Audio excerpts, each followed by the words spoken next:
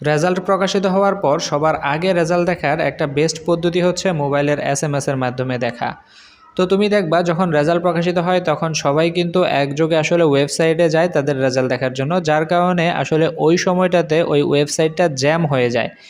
তো যার কারণে তখন কিন্তু তোমাকে রেজাল্টটা দেখতে একটু টাইম লাগে তোমার, ঠিক আছে, তখন তুমি সহজে পাও না রেজাল্টটা।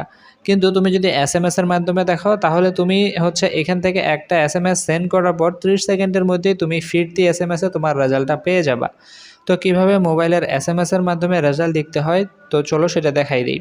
তো প্রথমে তুমি তোমার মোবাইলের যে এসএমএস অপশনটা আছে এটার উপরে ক্লিক করবা। তো এখন তোমাকে নতুন একটা মেসেজ লিখতে হবে।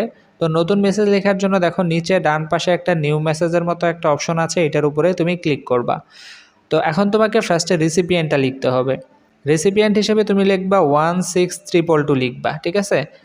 সো রেসিপিয়েন্ট হিসেবে তুমি লিখবা 16 এরপরে 3টা 2। সো এইটা লেখার পর তারপরে তুমি ডান বাটনটাতে ক্লিক করবা। তো এখন আমাদের মেইন মেসেজটা লিখতে হবে। তো আমরা মেইন মেসেজের অপশনটাতে আইসা এখন লিখবো হচ্ছে এসএসসি লিখবো, ঠিক আছে। তিনটাই কিন্তু আমাদের বড় হাতের অক্ষরে লিখতে হবে এসএসসি। লেখার পর একটা স্পেস দিব, দিয়ে যে বোর্ড থেকে তুমি পরীক্ষা দিছো সেই বোর্ডের প্রথম 3টা অক্ষর তোমাকে বড় হাতের অক্ষরে লিখতে হবে। যেমন তুমি যদি ঢাকা বোর্ড থেকে পরীক্ষা দাও তাহলে লিখবা ডিএইচএ।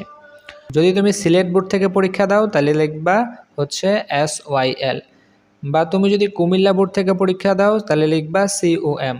সো একইভাবে তুমি যে বোর্ড থেকে পরীক্ষা দিছো সেই বোর্ডের প্রথম 3টা অক্ষর তোমাকে বড় হাতের অক্ষরে লিখতে হবে।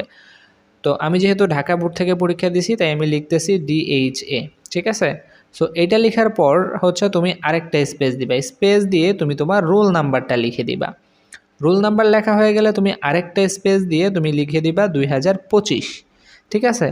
সো এতটুকু লিখে দেওয়ার পর তারপরে তুমি এটাকে সেন্ড করে দিবা। যে কোনো নাম্বার থেকে তুমি সেন্ড করতে পারো, তুমি গ্রামীণ নাম্বার থেকে করতে পারো, তুমি রবি নাম্বার থেকে, তুমি এয়ারটেল নাম্বার থেকে, টেলিটক নাম্বার থেকে, যে কোনো নাম্বার থেকে তুমি সেন্ড করতে পারো, কোনো অসুবিধা নেই। কিন্তু তোমার মোবাইলে কমপক্ষে 3 থেকে 4 টাকা কিন্তু আসলে ব্যালেন্স থাকতে হবে। যদি তোমার মোবাইলে ব্যালেন্স না থাকে তাহলে কিন্তু মেসেজটা সেন্ড হবে না। তাই তোমার মোবাইলে কমপক্ষে 3 থেকে 4 টাকা কিন্তু ব্যালেন্স থাকতেই হবে। মেসেজটা সেন্ড করে দেওয়ার পর 30 সেকেন্ডের মধ্যেই তোমার ফোনে একটা ফিরতি এসএমএস চলে আসবে। সেই এসএমএসের মাধ্যমেই তুমি তোমার রেজাল্টটা দেখতে পারবা।